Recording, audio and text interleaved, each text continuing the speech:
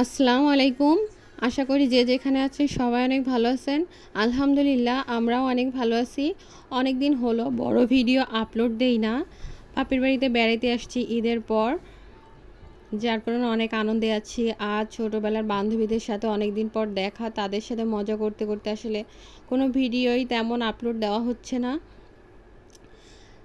যার কারণে আজকে ভাবলাম একটা বড় ভিডিও আপলোড দেই।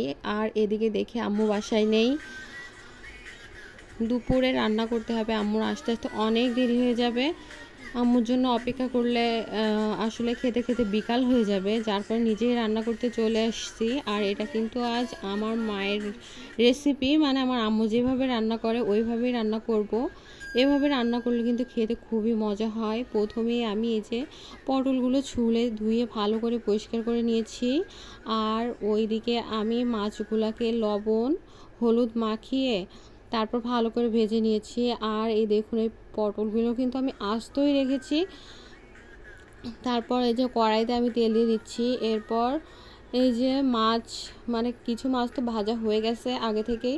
আর তারপর এই যে আমি আরও মাছ ভেজে নিচ্ছি। তারপর মাছগুলো সব ভাজা শেষ। আর এদিকে আমি পটলগুলাও কিন্তু সবগুলো এভাবে ভেজে নিব। এইভাবে রান্না করা মানে পটল আর মাছ দিয়ে, মাছ আজকে আমি বাটা মাছ দিয়ে রান্না করব, অনেক খেতে মজা হয়। আর ওইদিকে এই যে পেঁয়াজ মরিচ তারপর ধনিয়া গুঁড়া সব মশলা একসাথে দিয়ে, বিভিন্ন প্রকার মশলা একসাথে দিয়ে তারপর মশলাটা ভালোভাবে আমি কষিয়ে রাখছিলাম। তারপরে এই মশলার ভিতরে দিয়ে দিচ্ছি এই যে পটলগুলা, মানে যে পটলগুলো আমি ভেজে রেখেছিলাম আর কি, সেগুলাই দিয়ে দিচ্ছি। তারপর একটা খুন্তি দিয়ে একটু নেড়ে দিব মশলাটা, যাতে পটলের গায়ের সাথে মিশে যায়, যার কারণে একটু ভালোভাবে নেড়ে দিচ্ছি। আর এই কাজটা কিন্তু খুবই সাবধানে করছি, যেহেতু আমি একটা হাঁড়ি মানে ছোট হাঁড়িতে রান্না করছি, এর জন্য এই যে আস্তে আস্তে করে নেড়ে দিচ্ছি। তারপর এই যে ঝোলের পানি দিয়ে দিলাম। আর এরপর একটু ঝোলের পানিটা একটু গরম হলে এর ভিতরে আমি মাছ দিয়ে দিব, মানে যে মাছগুলো আমি ভেজে রাখছি ওইগুলাই এই পটলের ভিতরে দিয়ে দিব। তারপর এই যে একটু পানিটা গরম উঠলে, মানে হালকা একটু বলক উঠলে, তখন হচ্ছে আমি এই মাছগুলো দিয়ে দিচ্ছি পটলের ভিতরে। আম্মু যেহেতু বাসায় নাই, এর জন্য আজ এই এক পদই রান্না করব।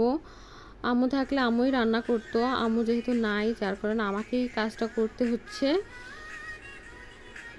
তারপরে যে সব মাছগুলা আমি পটলের ভিতরে দিয়ে দিচ্ছি। তারপর 10 থেকে 15 মিনিট জাল করে নিব। ফাইনালি আমার তরকারি রান্না শেষ। সবাই ভালো থাকুন, সুস্থ থাকুন। আজ এ পর্যন্ত, আল্লাহ হাফেজ।